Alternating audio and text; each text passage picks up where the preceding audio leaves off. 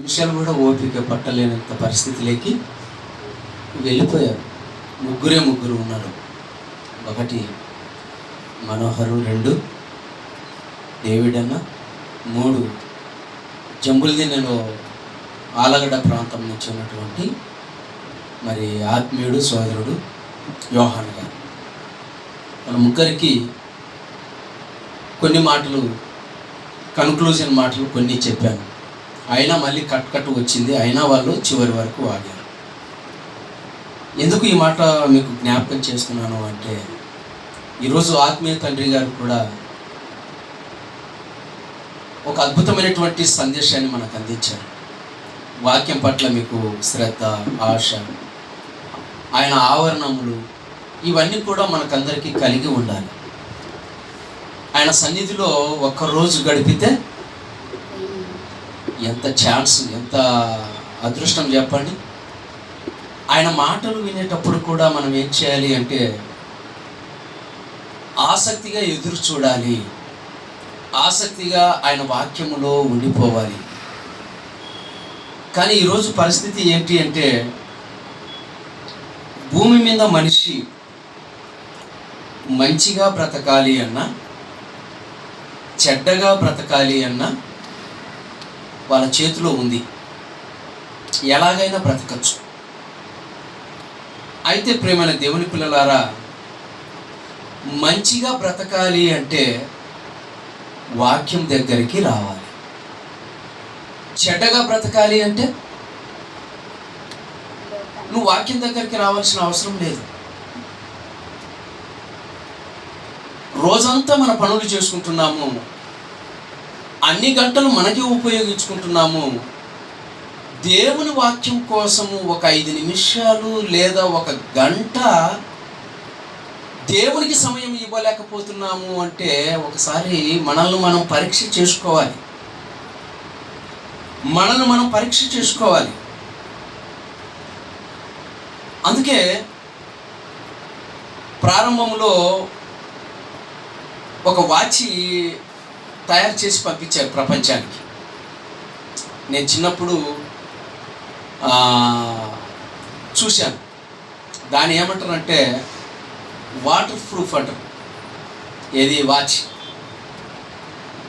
అది ఆ వాచ్ పెట్టుకొని అలాగే చేతులు కడుక్కుంటుంటారు. ప్రారంభంలో ఆ వాచ్ రాకముందు చేతులు కాళ్ళు కడుక్కోవాలనుకోండి, బంధువులు వచ్చిన వాచ్ తీసి పక్కన పెట్టేసి చేతులు కాళ్ళు కడుక్కోవాలి.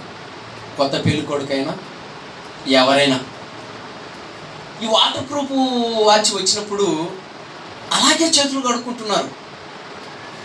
అందరూ అనేవాళ్ళు, అయ్యో వాచ్ పెట్టుకొని చేతులు కడుక్కుంటుంటే ఏం ప్రాబ్లం లేదు, వాచ్కి ఏం కాదు అనేవాళ్ళు. ఈ మధ్యకాలంలో వాటర్ ప్రూఫ్ సెల్ కూడా వచ్చేసింది. అవునా కదా చెప్పండి. ఈ వాటర్ ప్రూఫ్ సెల్లు కూడా నీళ్ళల్లో పడినా కూడా ఏమి కాదు. ఎందుకు ఏమి కాదు అంటే, కంపెనీ వారు తయారు చేసి దాన్ని విడుదల చేశారు. నీళ్ళు అందులోకి చేరవు అంటే అంత పర్ఫెక్ట్గా చేశారు. అంటే వాటర్ ప్రూఫ్లో, అంటే వాటర్లో పడినా కూడా సెల్లు ఏం కాదు, వాచి ఏం కాలేదు. అంటే నీళ్ళలో కూడా రక్షణ కల్పించేశారు. ఇది మీకు అర్థమైతే ప్రారంభంలో వాక్యము కూడా నీలో ఉన్నదంటే, నువ్వు వాక్యం దగ్గరికి వచ్చావు అంటే నీకు ఏమీ కాదు. అర్థమవుతుందా? వాక్యం దగ్గరికి వస్తే, వాక్యాన్ని వింటే, బైబిల్ను చదివితే, ఆయన మందిరానికి వస్తే నీకు ఏమీ కాదు. దేవుని వాక్యం కూడా ఎలాంటిదో తెలుసా? వాటర్ ప్రూఫ్ లాంటిది. నేను ప్రమాదాల నుంచి తప్పిస్తుంది, నిన్ను ఉన్నతంగా నిలబెడుతుంది, మంచివాడిగా నిలబెడుతుంది. ఇన్ని క్వాలిఫికేషన్ ఉన్నటువంటి దేవుని వాక్యము దగ్గర కొద్దిసేపు ఆగడానికి కూడా మనము సమయాన్ని ఇవ్వలేకపోతున్నాము అంటే ఒక్కసారి మనం ఎలాంటి ప్రమాదంలో ఉన్నామో ఒకసారి మనం ఆలోచించుకోవాలి. అందుకే ప్రేమైన దేవుని పిల్లలారా, భక్తుడు మాట్లాడుతూ వాక్యం గురించి చెబుతూ వాక్యానుకున్నటువంటి శక్తి, వాక్యానుకున్నటువంటి బలము, వాక్యానుకున్నటువంటి ఒక మంచి గుణం ఏంటో చెబుతూ కీర్తనల గ్రంథములో భక్తుడు మాట్లాడుతున్నాడు. ఏమని చెబుతున్నాడు భక్తుడు? 119వ కీర్తన 119వ కీర్తన 50వ వచనాన్ని ఒకసారి చూడండి. 50వ వచనం. నేను త్వరగానే ముగిస్తాను, వాక్యము తొందరగానే ముగిస్తాను. నీ వాక్యము నన్ను బ్రతికించి ఉన్నది. 119వ కీర్తన 50వ వచనం. నీ వాక్యము నన్ను బ్రతికించి ఉన్నది, నన్ను బ్రతికించి ఉన్నది అన్నాడు. చూడండి, వాక్యానికి ఉన్నటువంటి గుణం ఏంటి? నీళ్ళల్లో చెల్లుబడినా వాచిబడినా ఏమండి, అది చెడిపోదు, అది పాడైపోదు. ఇదే నువ్వు గొప్ప అనుకుంటే, ఇప్పుడు నిన్ను నన్ను ఈ ప్రపంచంలో ఉన్నటువంటి దేవుని పిల్లలను, క్రైస్తవ్యాన్ని వాక్యము దగ్గరికి వస్తే వాక్యం ఏం చేస్తుందట? ఏమండి, పాడు చేయడం కాదు, నువ్వు బ్రతుకుతావు అన్నట్టు. చూడండి, నీ వాక్యము నన్ను బ్రతికించును చున్నది నా బాధలో అని చెప్పి ఒక మాట చెప్తున్నాడండి. ఒక అద్భుతమైనటువంటి మాట. నా బాధలో ఇదే నాకు నెమ్మది కలిగించుచున్నది, ఇదే నెమ్మది కలిగించుచున్నది. ఈ వాక్యమే నాకు నెమ్మది అన్నాడు. చూడండి, అంటే భూమి మీద నీకు నెమ్మది లేదు, భూమి మీద నీకు ఆనందము లేదు. ఎందుకు లేదు? వాక్యము దగ్గరికి రాలేదు గనుక, వాక్యాన్ని ప్రేమించలేదు గనుక నీకు నెమ్మది లేదు. ఎందుకు నెమ్మది లేదు? ఏమండి, దేవుడు అంటే ఇష్టపడలేదు గనుక. అందుకే చెబుతున్నాడు భక్తుడు, ఈ భూమి మీద నాకు ఏది అవసరం లేదు, నన్ను బ్రతికించుచున్నది వాక్యము అన్నాడు. చూడండి, నాకు నెమ్మది కలిగించేది వాక్యం.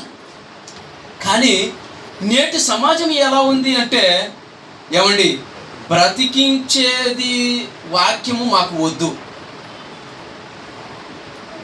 నెమ్మది కలిగించే వాక్యము మాకొద్దు. మరణించిన తర్వాత మేము పాతాళానికైనా వెళ్ళిపోతాము, అగ్నిగుండానికైనా వెళ్ళిపోతాము, కానీ వాక్యము దగ్గరికి మేము రాము అన్నట్టుగా కనబడుతుంది. చూడండి, ప్రపంచ మానవాళికి. ఏమంటే వాక్యం అనగానే చాలామంది ఏమనుకుంటున్నారంటే చాలా చిన్న చూపు. అందుకేనండి వాక్యానికి సమయం ఇయ్యరు, వాక్యం కోసం రారు. అందుకే ఆత్మీయ తండ్రి గారు బాధపడుతూ ఏమంటున్నాడు, 11 అవుతున్నా కూడా వస్తూనే ఉన్నారట. చూడండి, అక్కడ కూడా వాక్యాన్ని ప్రేమిస్తే, వాక్యం దగ్గరికి వచ్చే నీకు నెమ్మది, నీకు శాంతి, నీకు ఆనందం కలుగుతుందని నువ్వు ఒక్కసారి పరీక్షించుకుంటే, ఏమండి, అందరికంటే ముందు ఆయన ఎదుట నువ్వు కూర్చుంటావు. అందుకే ప్రారంభంలో ఆయన చెప్పినటువంటి వాక్యం ఏంటో తెలుసా?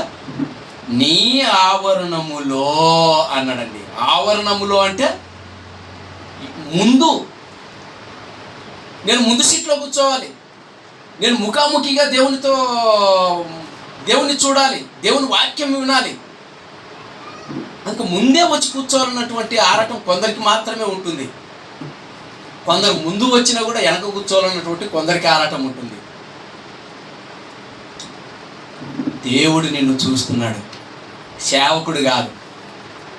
దేవుడు నిన్ను చూస్తున్నాడు. నీకు ఎంత ఆసక్తి ఉందో, నీకు ఎంత ప్రేమ ఉందో ఆయన చూస్తున్నాడు. లోకంలో నీ ఇష్టానుసారంగా బ్రతికేవనుకోండి, పోయాడు. ఎవరు? ధనవంతుడు. ఎక్కడికి వెళ్ళిపోయాడు చెప్పండి? పాతాళానికి పోయాడు. ధనవంతునికి దేవుని గురించి తెలియదా? ధనవంతునికి దేవుని గురించినటువంటి సమాచారం తెలియదంటే ఎందుకు తెలియదు? ధనవంతుని వాకిట పడి ఉన్నటువంటి మరొక భక్తుడు ఉన్నాడు, ఆయనే లాజరు. కురుపులతో నిండుకొని ఉన్నాడు, బాధలలో ఉన్నాడు, కష్టాలలో ఉన్నాడు. అయినా దేవుని కోసము ఆనందంగా బ్రతుకుతున్నాడు. చూడండి, ఇదంతా చూసింది ఎవరు? ధనవంతుడు. అందుకే అపవాది ఏం చేస్తుంది అంటే, నీకు నెమ్మది వద్దు, నీకు ఆనందము వద్దు, నీకు అగ్నిగుండం బెస్ట్. అంతేనండి. ధనవంతుడు కూడా ఎలా బ్రతికాడు అంటే తన జీవిత కాలం ముందు తనకిష్టం వచ్చినట్టు బ్రతికాడు. ఎక్కడికి వెళ్ళిపోయాడు మహానుభావుడు? పాతాళానికి వెళ్ళిపోయాడు. అంటే అలా వెళ్ళిపోవడానికి గల కారణం ఎవరు? అపవాది.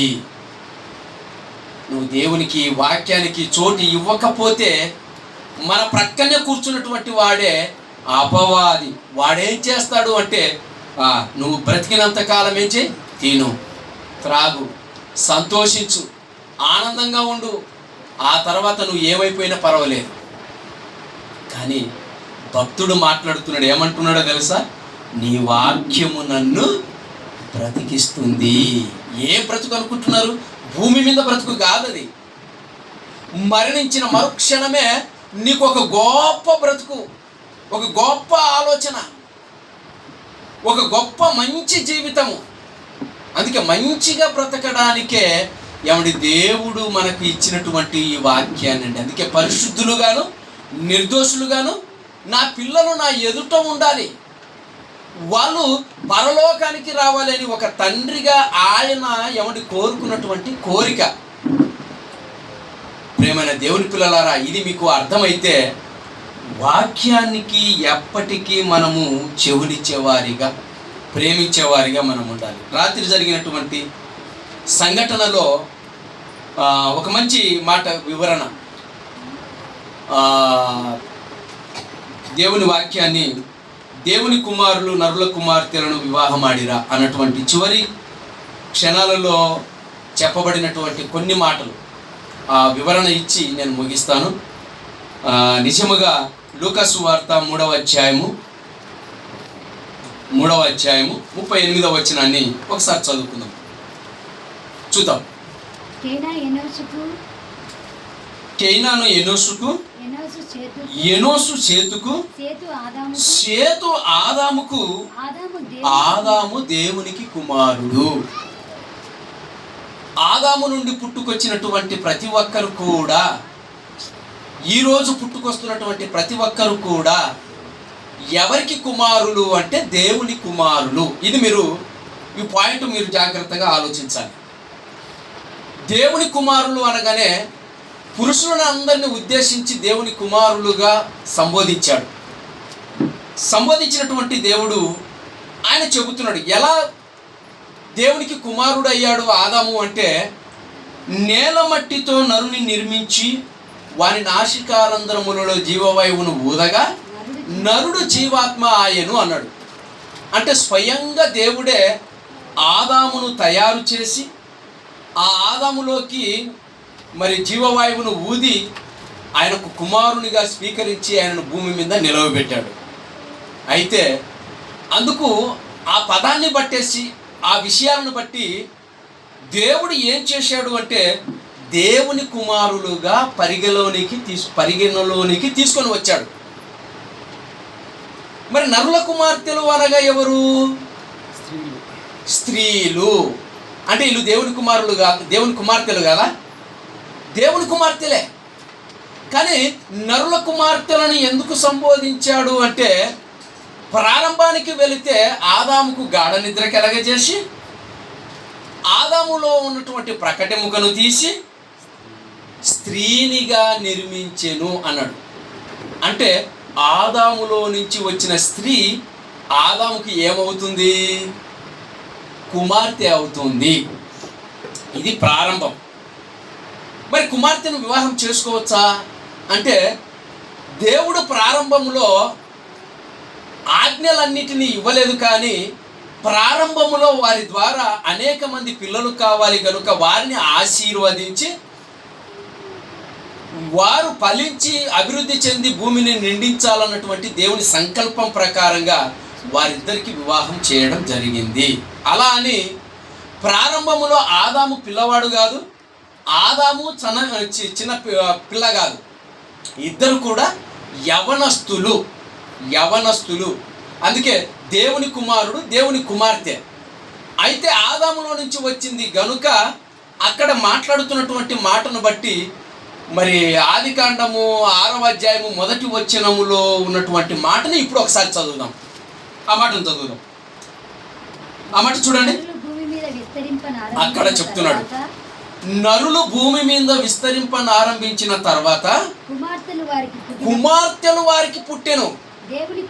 దేవుని కుమారులు నరుల కుమార్తెలను చక్కని వారని చూచి వివాహము, వాళ్ళ మనసుకు నచ్చినటువంటి వారిని వివాహము చేసుకొనేను. ఈ ప్రాసెస్ అంతా కూడా ఎవరు పెట్టారు అంటే దేవుడే పెట్టాడు. దేవుని కుమారులుగా పురుషులందరినీ సంబోధించి నరుల కుమార్తెలనుగా స్త్రీలనందరినీ ఏమండి పరిగణలోనికి తీసుకొని వచ్చి వారిద్దరికి వివాహం చేశాడు. ఇక ఆశ్చర్యమైనటువంటి ఒక సంగతి, ఈరోజు వివాహం చేసుకుంటున్నటువంటి వారి అందరి గురించి కూడా ఆలోచన చేస్తే పెళ్లి పత్రికలో పెళ్లి కుమారుడు పెళ్లి కుమార్తె అని రాయబడుతుంది. పెళ్లి కుమారుడు పెళ్లి కుమార్తె అయితే పెళ్ళి అన్నటువంటి ఆ పదాన్ని తీసేస్తే ఏమని పిలవాలి వాళ్ళను? కుమారుడు కుమార్తె. ఎవరికి కుమారుడు ఎవరికి కుమార్తె? దేవుని కుమారుడు దేవుని కుమార్తె. ఆ పెళ్ళి అనే పదంలో ఎవరు పేరు పెట్టాలి? దేవుడు దేవుడు అని పెట్టాలి. దేవుని కుమారుడు దేవుని కుమార్తె. ఇది ఈ మాటలో ఉన్నటువంటి పరమార్థం. అయితే ఈ పదాన్ని తప్పుడు బోధకులు ఆలోచన చేసినటువంటి విధానం ఏంటంటే, ఒక విషయం చెప్తాను. దేవుని కుమారులు ఎవరో కాదు, వారు దేవదూతలని కొందరు, మరికొందరు వాళ్ళు ఎవరో కాదు, ఈ దొడ్డివి కానివి ఏరే గొర్రెలు అన్నాడు. కాబట్టి వారు ఈ సృష్టికి ముందు ఉన్నటువంటి వారు, ఈ సృష్టిలో వాళ్ళు దేవుని కోసం బ్రతికి పరలోకానికి వెళ్ళిపోయారు. ఆదాము పుట్టక ముందు జరిగినటువంటి ఈ సందర్భంలో అనేక మంది వేరే దొడ్డికి సంబంధించిన గొర్రెలు కనుక వాళ్ళు మరణించి పరలోకానికి వెళ్ళిపోయారు. వారు అప్పుడప్పుడు భూమి మీదకి వచ్చి వాళ్ళ మనసుకు నచ్చినటువంటి స్త్రీలను వివాహం చేసుకుంటున్నారు అని ఒక తప్పుడు బోధనను ప్రవేశపెట్టారు. ఆ మాటనే చెబుతున్నటువంటి మాట యోహాను సువార్త 10వ అధ్యాయము 16వ వచనములో అపార్థం చేసుకున్నటువంటి పదం చూడండి. ఆ మాట చూడండి. 12:30 కల్లా మనం ముగించుకుందాము. చూడండి, యోహాను సువార్త 10వ అధ్యాయం 16వ వచనం. ఈ దొడ్డివి కాని, యేసుక్రీస్తు ప్రభువు వారు మాట్లాడుతున్నారు, ఈ దొడ్డివి కాని వేరే గొర్రెలు నాకు కలవు, వాటిని కూడా నేను తోడుకొని రావలెను అన్నాడండి. వాటిని కూడా నేను తోలుకొని రావలెను అన్నాడు. ఈ మాటను అపార్థం చేసుకొని గందరగోళములో వాక్యాన్ని ఏమంటే తప్పుడు సమాచారాన్ని అందించడము బోధకులకు ఏమంటే మంచినీళ్ళు తాగినట్టుగా అయిపోయింది.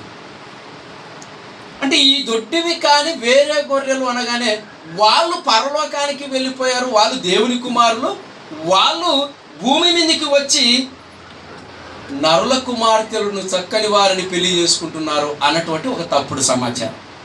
నిన్న మనం చదువుకున్నటువంటి మాటలను బట్టి చూస్తే దేవదూతలు ఎవరు అంటే ఆ ఎబ్రీ పత్రిక అవన్నీ చూస్తే వాళ్ళు దేవునికి సేవకులు, అలాగే పంపబడినటువంటి సేవకులు, భూమి మీదకి వచ్చినటువంటి వారు, వారు మనకు పరిచారము చేయుటకై దిగి వచ్చినటువంటి వారు.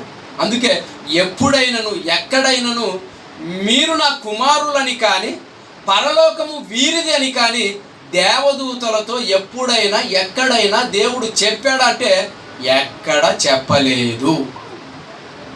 ఆ తర్వాత యేసుక్రీస్తు ప్రభువు వారు మాట్లాడుతూ పరలోకములో దేవదూతల వలె ఎలా ఉంటారు అంటే వాళ్ళు పెళ్లి చేసుకోరు, పెళ్లికి ఇవ్వబడరు, వారు దేవతల వలె ఉంటారు అంటే వాళ్లకు ఏమండి ఈ లోకములో ఉన్నటువంటి విధముగా శరీరము ఉండదు, శరీర కోరికలు ఉండవు, పెళ్ళిళ్ళు ఉండవు. ఇది యేసుక్రీస్తు ప్రభువు వారు కూడా యోహాను సువార్తలో ఏమండి సువార్తలలో వివరించినటువంటి మాటలు. ఇదంతా ప్రక్కన పెట్టేస్తే ఇప్పుడు వేరే దొడ్డివి అన్నాడు కదా, వేరే గొర్రెలు, ఈ దొడ్డివి కానివి ఈ వేరే గొర్రెలు అన్నాడు. వాళ్ళు ఎవరు అంటే వాళ్ళ గురించి ఇప్పుడు ఒక క్లారిటీ ఇచ్చి నేను ముగిస్తాను. ఎవరు వాళ్ళు చూద్దాం. మత్తయి సువార్త 10వ అధ్యాయము 5-6 వచనాలను ఒకసారి చూడండి. 5-6 వచనాలను. యేసు ఆ 12 మందిని పంపుచు, ఆ 12 మందిని పంపుచు వారిని చూచి వారికి వారికి ఆజ్ఞాపించినది ఏమనగా మీరు అన్యజనుల దారిలోనికి వెళ్ళకుడి, అన్యజనుల దారిలోనికి వెళ్ళకుడి, సమరయుల ఏ పట్టణములోనైనను ప్రవేశింపకుడి గాని ఇశ్రాయేలు వంశములోని నశించిన గొర్రెల యొద్దకు వెళ్ళుచు పరలోక రాజ్యము సమీపించి ఉన్నదని ప్రకటించండి. అంటే మీరు ఎవరి యొద్దకు వెళ్ళాలి? యేసుక్రీస్తు ప్రభుల వారు వాళ్ళను పంపుచు చెబుతున్నటువంటి మాట నశించిపోవచ్చున్నటువంటి గొర్రెల యొద్దకు అన్నాడు. అంటే ఆ రోజు ఇశ్రాయేలీయులను ఉద్దేశించి మాట్లాడుతున్నటువంటి మాటలు. ఇప్పుడు ఇశ్రాయేలీయులు ఆ రోజు చెడిపోయారు, వాళ్ళు నశించిపోయారు, వాళ్ళను రక్షించడానికే మనిషి కుమారుడు వచ్చాడు అని కూడా చెప్పాడు.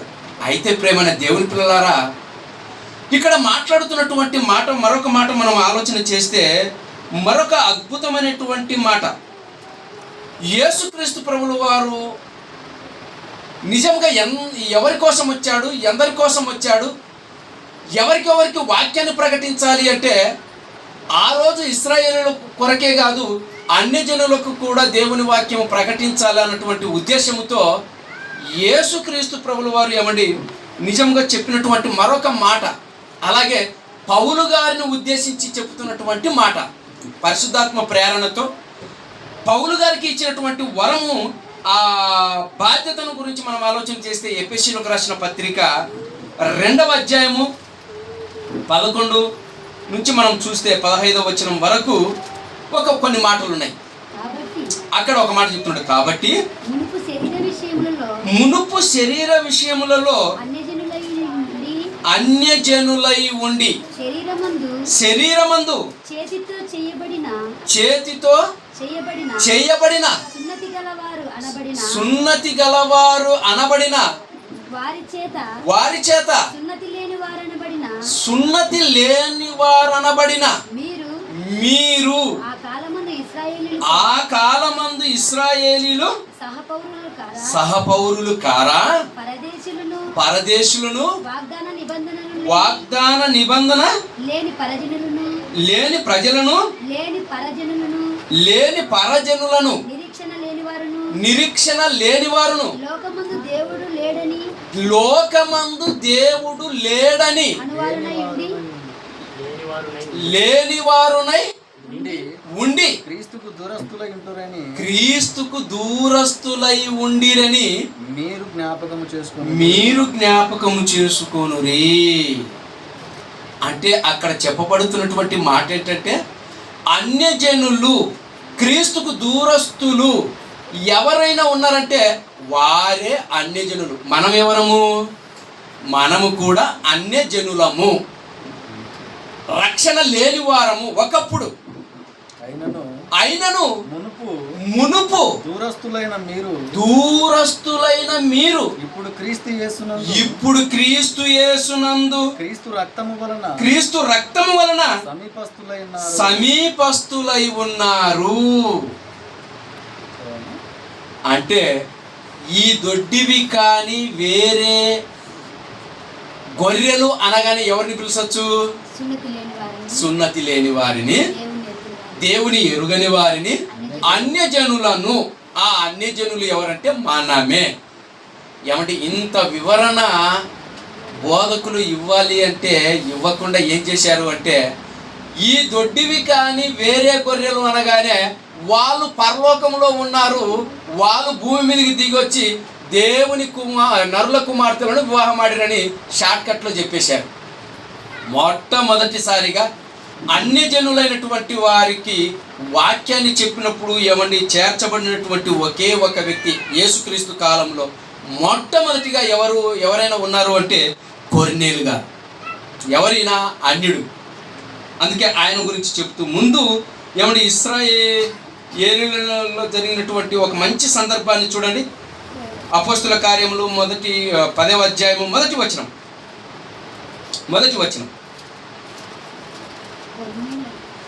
ఇటలీ పటాలమనబడిన పటాలములో శతాధిపతి అయిన కొర్నేలి అను భక్తుపరుడొకడు కైసరియలో ఉండెను. అతడు తన ఇంటి వారందరితో కూడా దేవుని యందు భయభక్తులు గలవాడై ఉండి ప్రజలకు బహుధర్మములు చేయుచుండువాడు. ఎల్లప్పుడూ దేవునికి ప్రార్థన చేయుచుండువాడును. ఆ తర్వాత ఏమండి అనేక మందిని క్రీస్తులోకి చేర్చుకుంటూ వచ్చారు. అపోస్తులు, పౌలు గారు వాళ్ళందరూ క్రీస్తు బోధనను చెప్పి అనేక మందిని ఏమండి దేవుని వైపు నడిపించి వేరే గొర్రెలు అన్నటువంటి వారిని అందరినీ కూడా క్రీస్తు గొర్రెలనుగా, క్రీస్తు పరిచారకులనుగా క్రీస్తులోకి నడిపించినటువంటి ఆ విధి విధానాలను ఒక వివరణాత్మకముగా ఈ గ్రంథంలో రాయబడి ఉన్నవి. ఇంత ఆలోచన చేయకుండా వాళ్ళు ఆలోచించినటువంటి ఆలోచన ప్రకారంగా మనం ఆలోచన చేస్తే ఏమంటే బైబిల్ అంతా తప్పైపోతుంది. అందుకే దేవుని కుమారులు, ఇశ్రాయేలీయులకు పేరు పెట్టాడు దేవుని కుమారులని. ఆ తర్వాత బాప్తిసం తీసుకున్నటువంటి ప్రతి ఒక్కరు కూడా దేవుని కుమారులుగా పిలువబడతారు, పరిశుద్ధులుగా పిలువబడతారు. ఇప్పుడు దేవుని కుమారులు అనేటువంటి మనమందరము కూడా నరుల కుమార్తెలను చక్కని వారిని వివాహం ఇప్పుడు కూడా చేసుకుంటూనే ఉన్నారు. నరుల కుమార్తెలు అంటే ఎవరో కాదు, వారు మొదటి మానవుడైనటువంటి ఆదాము నుండి వచ్చినటువంటి స్త్రీలు. ఆ స్త్రీలు అందరూ కూడా ఆదాముకు కుమార్తెలు, నరుల కుమార్తెలు. నువ్వు నాలో నుండి తీయబడిన దానవు కనుక, నువ్వు నరుల నుండి తీయబడిన దానవు కనుక నువ్వు ఎవరు? నారి అన్నాడు. ఆ పేరును బట్టి, ఆదాములో నుంచి తీయడం బట్టి ఇప్పుడు ఏమైపోయారు అంటే స్త్రీలు అందరూ కూడా నరుల కుమార్తెలు. మరి పురుషుడు ఆదాము, స్వయంగా ఆదామును దేవుడు తయారు చేసి ఆదాములోకి ఆయన జీవవాయువును ఊదగా నరుడు జీవాత్మ ఆయను. అందుకే ఆదాము ఎవరికి కుమారుడు అన్నాడు? కేయినాను ఎనోసుకు, ఎనోసు సేతుకు, సేతు ఆదాముకు, ఆదాము దేవునికి కుమారుడు. అపోస్తుల కార్యములు 17వ అధ్యాయము 26, 27 వచనాలను చూస్తే చివరికి ఏ మాట చూడండి. అక్కడ చెప్తున్నాడు, మరియు యావత్ భూమి మీద కాపురం ఉండుటకు ఆయన ఒకని నుండి ప్రతి జాతి మనుషులను సృష్టించెను. ఆ ఒక్క మనుషుడే ఆదాము. ఆదాము నుంచి అందరూ వచ్చారు. అయితే స్త్రీ విషయంలో ఆదాములో నుండి వచ్చింది కనుక నరుల కుమార్తెలనుగా సంబోధించి దేవుడు ఆదికాండం 6వ అధ్యాయం 1వ వచనంలో రాయడం జరిగింది. దీనిని అపార్థం చేసేసుకొని పరలోకంలో ఉన్నటువంటి దేవదూతలే దేవుని కుమారులు అని కొందరు, ఆ యోబు గ్రంథంలో ఉన్నటువంటి ఆ చిన్న మిస్టేక్ను బట్టి బైబిలే చెప్పింది కదా అని ఒక తప్పుడు సమాచారాన్ని ప్రపంచానికి పరిచయం చేశారు. కానీ దాని అంతటిని పటాపంచలు చేయడానికే Bible open universes India international వారు మన ఆత్మీయ తండ్రి గారు మరి దేవుని కుమారులు నరుల కుమార్తెలను వివాహం ఆడిరా అన్నటువంటి ఒక ప్రశ్నతో వివరాన్ని ఇవ్వటము జరిగింది. కనుక ప్రేమైన దేవుని పిల్లల ఈ మాటలను అర్థం చేసుకున్నటువంటి మనము ఒక్కొక్క పాఠం చెబుతుంటే ప్రపంచంలో ఉన్నటువంటి వారందరూ కూడా ఆశ్చర్యపోతున్నారు. అలాంటి ఆశ్చర్యపోయే సంగతులే మనము బోధిస్తూ ఉంటున్నామంటే మనం ఎంత అదృష్టవంతులమో ఒకసారి ఆలోచించి వాక్యం కొరకు అవసరమైతే ప్రాణాలు పెట్టుటకు, వాక్యం కొరకు అవసరమైతే మన సంపాదన అంతా ఇచ్చి వాక్యాన్ని సంపాదించుకొనుటకు సిద్ధపడి ఉండాలి. అందుకే చెప్తున్నటువంటి మాట, భక్తుడు మాట్లాడుతున్నటువంటి మాట, నీ వాక్యము నన్ను బ్రతికించుచున్నది, నీ వాక్యములో నాకు నెమ్మది ఉంది అన్నాడండి. అలాంటి నెమ్మది, అలాంటి మరి మంచి బ్రతుకు దేవుడు మనకి ఇవ్వాలి అంటే మరి ప్రతి ఆదివారము, ప్రతి బుధవారము తప్పనిసరిగా మరి సంఘమంతా కూడుకోవాలని ప్రేమపూర్వకంగా కోరుతూ ఉంటున్నాను. నిజముగా మొన్ననే మరి ఎర్రగుంట్లకు గురువారం నేను వాక్యం చెప్పడానికి వెళ్ళాను, దేవుని మర్మం. అక్కడికి చెప్పడానికి వెళ్ళినప్పుడు ఆదివారం ఎంతమంది అయితే వచ్చారో దగ్గర దగ్గర 50 మంది, 40, 50 మంది వస్తారు. వాళ్ళందరూ కూడా గురువారం కూడా సంఘంలోకి వచ్చి వాక్యాన్ని విని ఆనందంగా, సంతోషంగా, వాక్యంలో ఏమండి నిజంగా సంతోషపడుతూ, ఆత్మీయంగా ఎదుగుతూ వచ్చినటువంటి వారందరూ కూడా వాక్యాన్ని వినే ఆనందంతో వెళ్ళిపోతూ ఉన్నారు. అంటే వారంలో 2 రోజులు మనం దేవునికి సమయాన్ని ఇవ్వలేకపోతున్నామంటే సిగ్గుచేటు. నిజంగా వాక్యమే నిన్ను బ్రతికించాలి అంటే, వాక్యంలో నీకు నెమ్మది కావాలి అంటే నిజం మనము ఈ మైదుకూరులో ఏర్పాటు చేసుకున్నటువంటి 2 రోజులు బుధవారము, ఆదివారము మరి దయచేసి మరి నెమ్మది పొందాలన్నా, మరి అలాగే ఆనందపడాలి అన్న ఈ 2 రోజులు సమయాన్ని దేవునికి ఇవ్వండి. అలాగే శనివారము మీ ఇంటిలోనే ఉండి గూగుల్ మీట్లోకి వచ్చి వాక్యాన్ని విని ఆత్మీయంగా మీరందరూ ఎదగాలి అని ప్రేమపూర్వకంగా కోరుకుంటూ ఈ నా మాటలు ముగిస్తూ ఉంటున్నాను. అందరికీ వందనాలు, థ్యాంక్ యూ. మరి ఈ సమయంలో మరి ఒక చక్కని పాట పాడుకుంటూ మన ఈవులను దేవునికి సమర్పించుకుందాం. ఎవరు స్త్రీలు మరి వచ్చి ఒక చక్కని పాట పాడి దేవుని కీర్తించవలసిందిగా ప్రేమతో కోరుతూ ఉంటున్నాను. త్వరగా రండి.